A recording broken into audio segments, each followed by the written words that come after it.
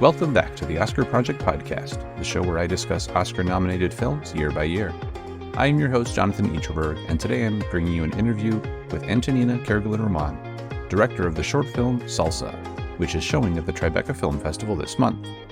Before I jump into the interview, please be sure to subscribe to the show in your podcast player so you can get all the newest episodes as soon as they are released.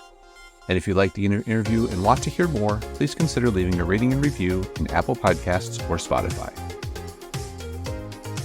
Antonina Kerguelén Román is a writer and director from Colombia who has worked as a creative producer for the Amazon Prime originals Los Iniciados y Los Pidis. Her short film Still and Quiet premiered at the Beverly Hills Film Festival, and The Coffee Vendor won the In Vitro Award from BOGO Shorts.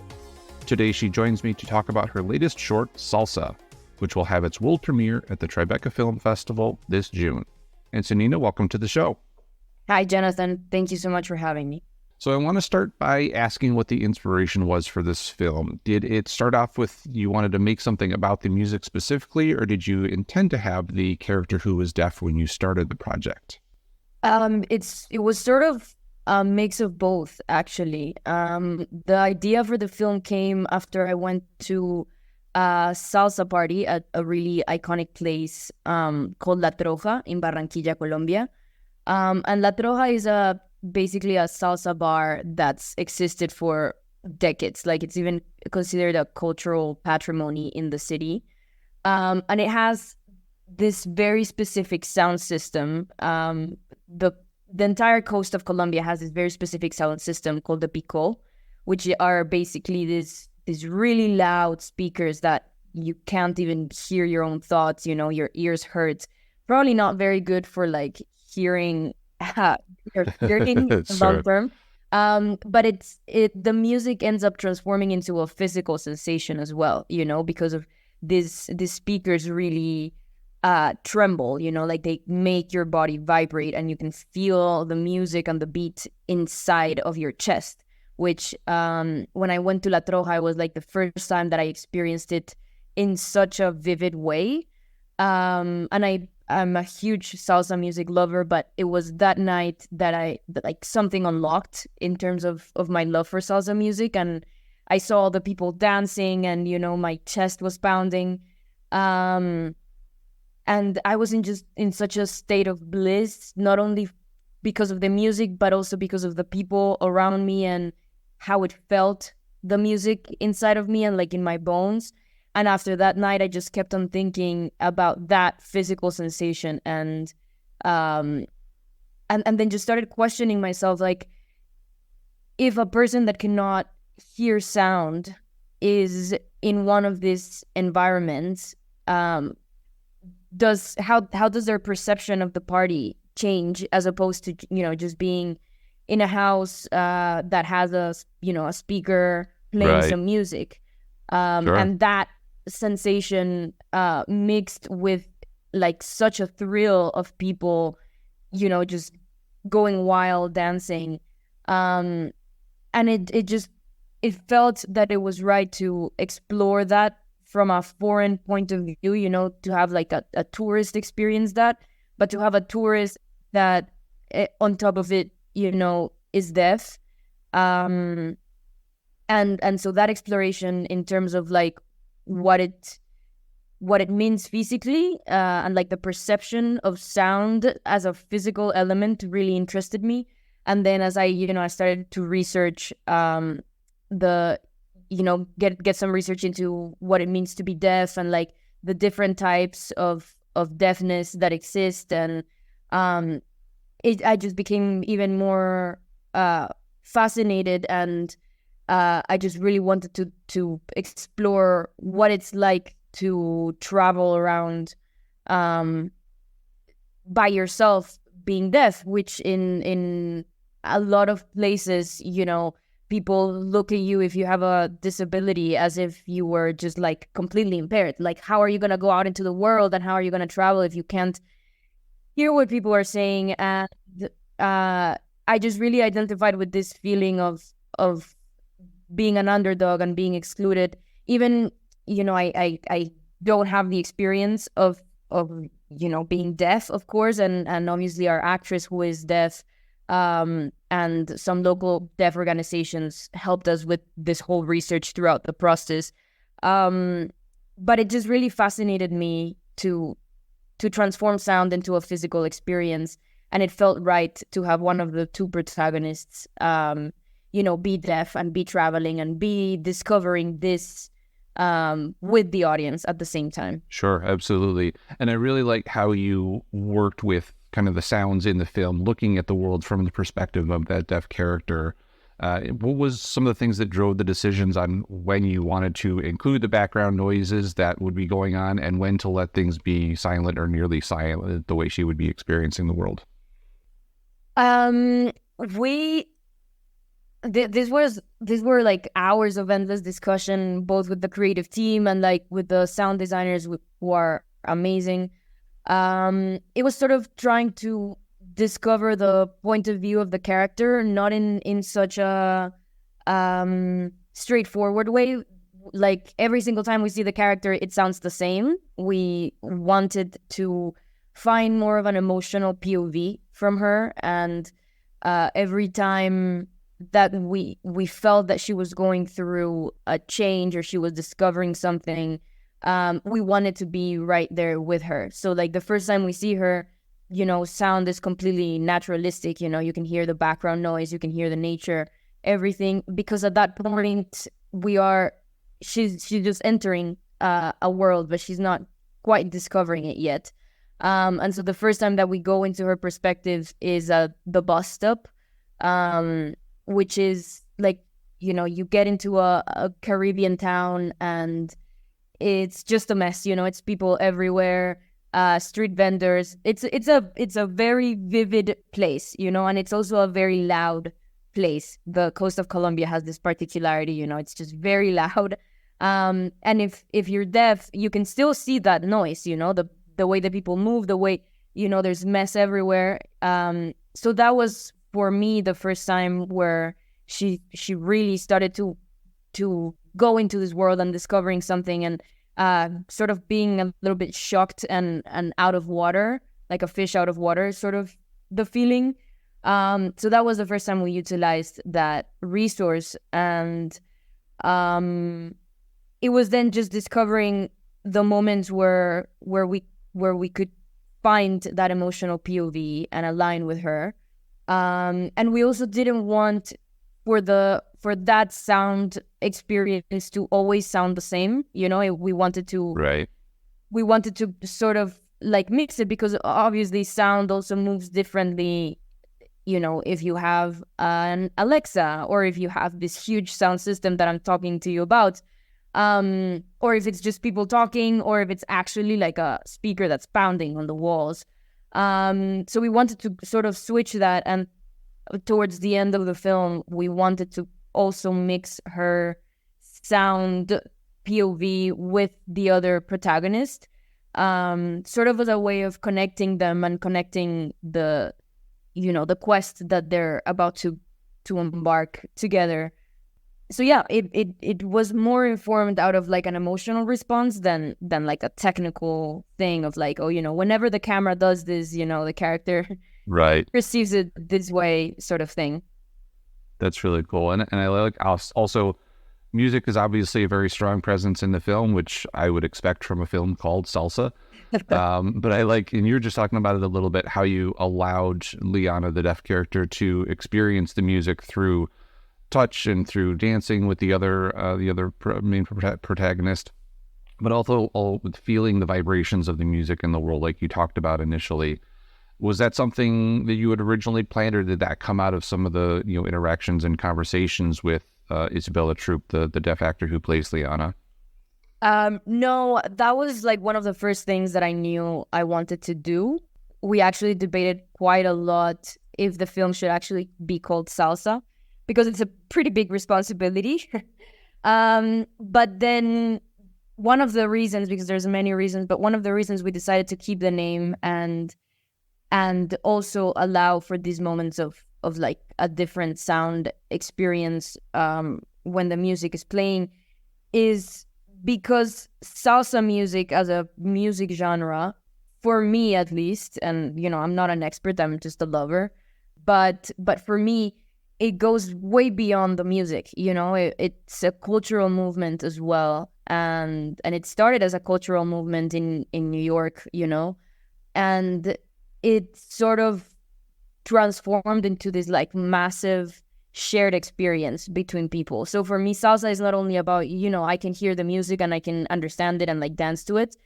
It's way bigger than that. It's like seeing a salsa music party in the peak of the climax of the party, and like in a place that's full of people, and that's full of people sweating and dancing and just being frenetic. For me, that's part of salsa music, and for me, that's an experience that you can totally understand without actually having to hear the music. So of course, she is also part of that experience. She discovers this party and she discovers these people dancing, and she's thrilled by that. She's not thrilled by how the party sounds, obviously, but she's thrilled by the energy that she finds in salsa parties. So she, even if she can't hear the music, she can feel the pounding in her chest, and she can understand why people are so connected to the music and are dancing the way they are. Right. And I think in the one scene where she's kind of sitting at the bar watching the people dance, is that kind of what drove your decision to shoot some of the other people in the bar with very tight shots on their faces, on their bodies dancing, and really show kind of exactly where she was directing her eye? Yeah, of course, because that for me is like the beauty of those types of parties. Like when you focus on certain characters that are just enjoying the night, it's so beautiful to see how people get lost in salsa music. It's just such a frenetic, lively beat, and so when you actually see people who are completely connected with that, and I find that really beautiful. And so that for me was what she was looking at.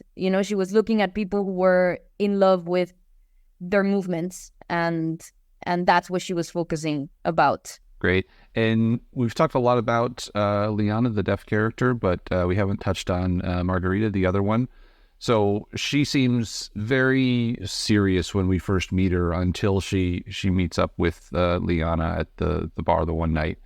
What was the thought behind having these two characters both kind of searching for something and ultimately kind of finding it in each other at the end of the film? When I started thinking about this film, I first knew that I wanted, the character of Liana, because I wanted to explore what it was to discover from outside this culture and this dancing and these parties. But then I realized that, as you start digging deeper into the story, and I was like, okay, what am I trying to say, and what am I trying to actually explore beyond the music and the dancing and the party, which is, great and it's engaging and everything, but what is the film actually about? And so that kept me thinking about the coast of Colombia, which is where my family's from, and I was born there. I moved when I was very little to Bogota, which is the capital of Colombia.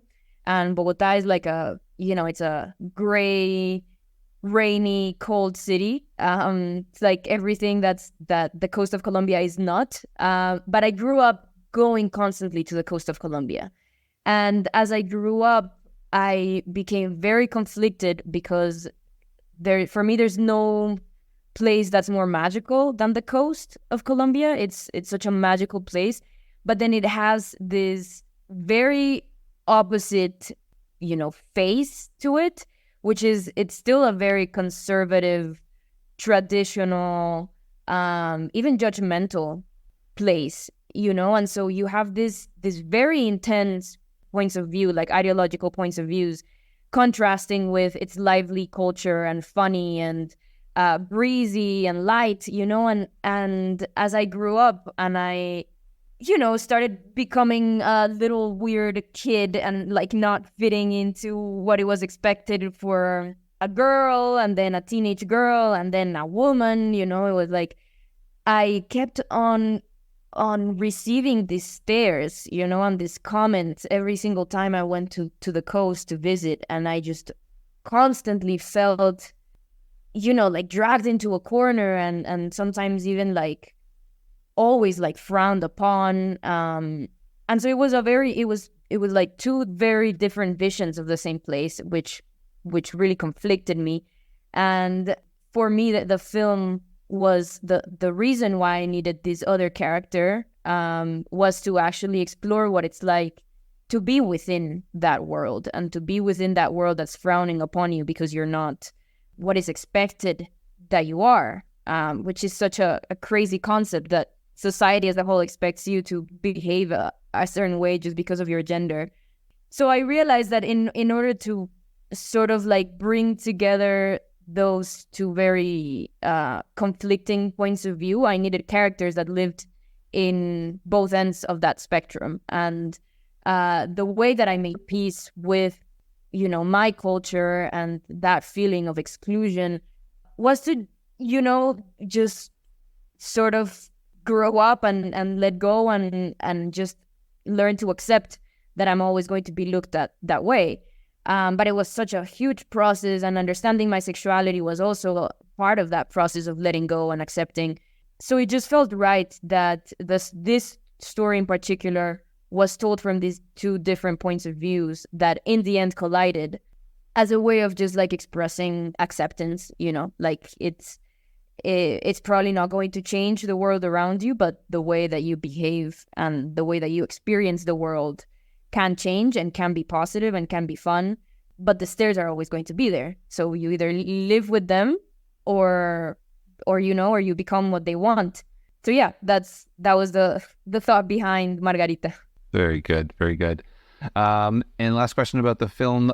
Liana, the deaf character, wears a very specific shirt in the first half of the film. I think it was changes in latitude, I believe it says on the shirt. Yes. Was that intentional as part of a message that you wanted to express through the film, or was that just kind of a shirt that was on hand that everybody liked?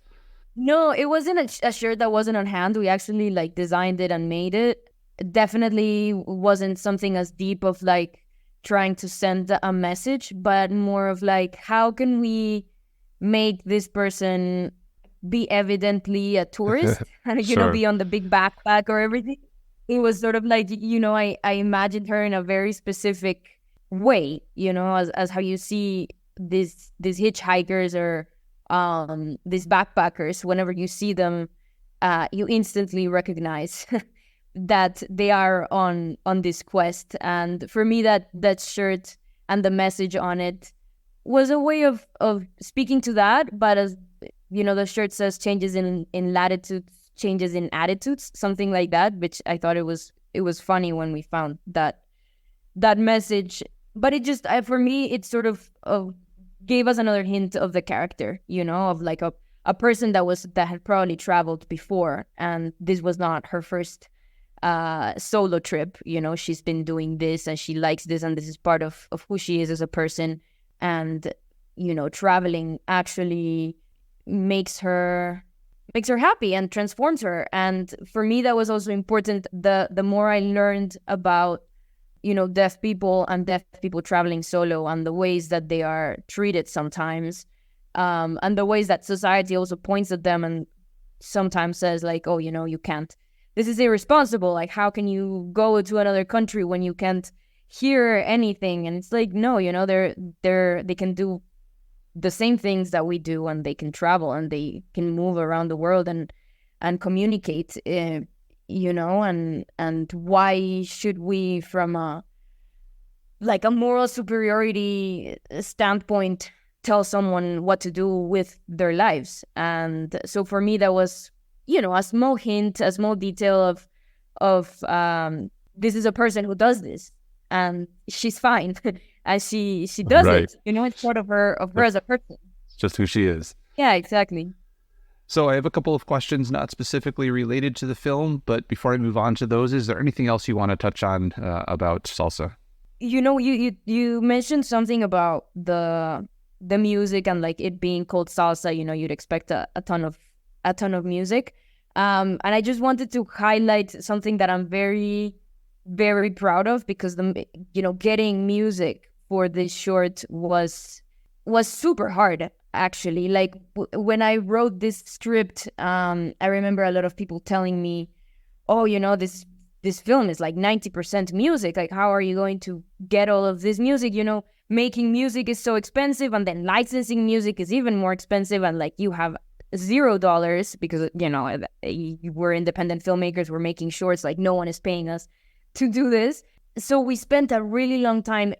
And when I was writing the script, I was like, yeah, I'll figure that out, and I'll think about that as soon as I have to think about that. And then I had to think about it, in post, and I was like, oh my God, what do I do with the music? I legit have no money to either make it or buy it.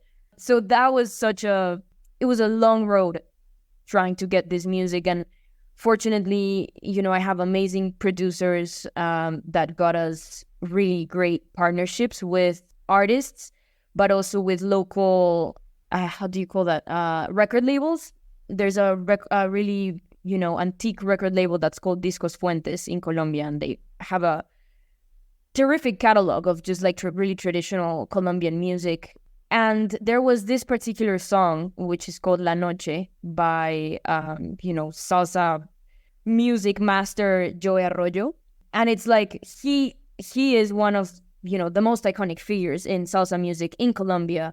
And that's such a beautiful song. And for me, it encapsulated everything that the film was trying to say. Because of my producers, we were able to not only license the song, but to also achieve a dream of mine, which was to get the song covered by female voices. Because that's also another thing that happens. Salsa tends to be a very masculine music genre, even though there's great women in the history of salsa, but it tends to be more masculine. And so I really dreamt of having this music sung by women. And we got Juliana Velázquez, who is a great Colombian singer. She won Latin Grammy a couple of years ago. We got her, and we got Carolina Gaitán, who is also a Colombian singer and actress, and she sang the iconic We Don't Talk About Bruno Encanto song. And so we got the two of them, and in partnership with their management label, which is called Moon Entertainment, we did the cover for this song. And this is sort of like the main theme of the main musical theme of the film. It plays a couple of times.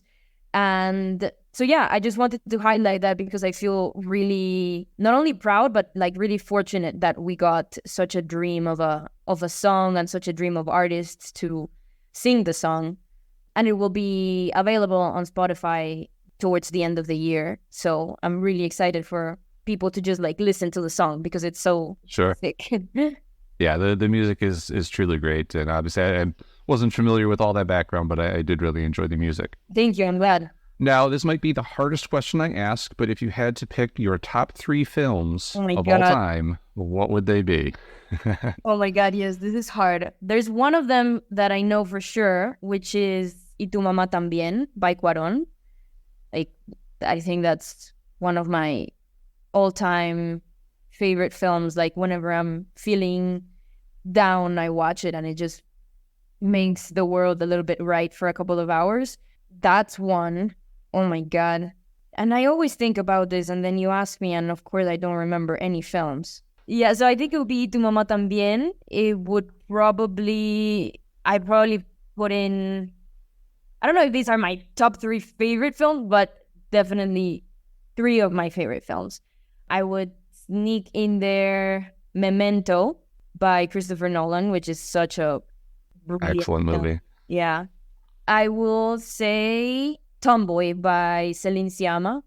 Just such a beautiful, subtle film. And I remember watching it when I was in college. And after I watched it, I was like, oh my God, why didn't I watch this film when I was like 12? It would have helped me understand myself in such a more profound way. And I would have understood at an earlier age that I wasn't broken or weird. I was just different. And hopefully, I wished that everyone around me would have watched that film when I was like, 12 years old or something. So those are the top 3. Excellent. So another hard question. If you could invite any 3 movie characters to your next dinner party, who would they be and why? Oh my God. I would invite Tyler Durden for sure to my next dinner party. I think he would probably cause mayhem. And it would be really fun to share a meal with him. I would invite, thinking about a great dinner party. Who would I sit Tyler Durden with? I would probably also invite like Harry Potter. I think that would be funny to have Tyler Durden and Harry Potter together. I think it would be hilarious to see them interact. And, the Harry Potter saga has been, it was so important as I grew up. So I would probably want to hang out with Harry Potter for a little bit. And then I don't know I can't remember the name of this character, but I would probably invite the protagonist of Shiva Baby. Emma Seligman's first movie, because I think that she's so funny and awkward and has no filter, and I think it would be a chaotic dinner party for sure, and definitely I would love to see how that plays out in front of me. Excellent. Those are some good choices. And then do you have any books that you could recommend that you might have read recently? They could be fiction or nonfiction and don't necessarily have to be related to movies. Right now I'm rereading for the second time a book that I love that's called Lights Out in Wonderland. That is a book that I love. I am reading a book by a Colombian author who's called Mario Mendoza. If any book by Mario Mendoza is fantastic. He's one of the most famous books that he has is called Satanás. So I would recommend that too. And obviously my top book that's, I've read it so many times and I don't get tired of it is Just Kids by Patti Smith. Excellent. Well, we'll put some links to those so people can check those out if they've never read them before. Awesome. Yeah. So lastly, before we wrap up, obviously the film is having its world premiere at Tribeca in June, but do you have any other projects that you have lined up next? And also, where can people follow you on social media to keep tabs on those? Yeah, so the film is premiering at Tribeca, and then we'll have our West Coast premiere at Frameline in June as well in San Francisco. Right now, I'm working on the development of my first feature film. Still very, early stage, but working on that. I'm in pre-production for a series that I'm going to shoot in July. We're going to start shooting in July. I'm a creative producer and co-executive producer on that. And if you want to follow me on social media, I have Instagram is the only one I have. You can find me as Antonina KR. Excellent. Well, we will link to that as well and look forward to hearing how the film is received both at Tribeca and the other film festival you mentioned. And look forward to seeing your future projects when they come out. Thank you so much, and thanks so much for the invite, Jonathan. Thank you again to my guest today, Antonina Kerguelén Román. Her short film, Salsa, is playing at Tribeca this month, so if you're in New York, be sure to check it out at AMC on 19th Street East on June 7th at 9:15 p.m., June 15th at 8:30 p.m., or June 16th at 9:15 p.m., or at Village East by Angelica on June 10th at 8:45 p.m. I'll link to the films page on the Tribeca site in the show notes, along with links to the movies and books mentioned throughout the interview. The Oscar Project podcast is written and produced by me, Jonathan Eacherberg, with editing assistance from Joshua Eacherberg. Please be sure to come back for my next episode, where I will be speaking with Dur Jamjoon about her film, Kum Kum. Until then, I hope to see you at the movies.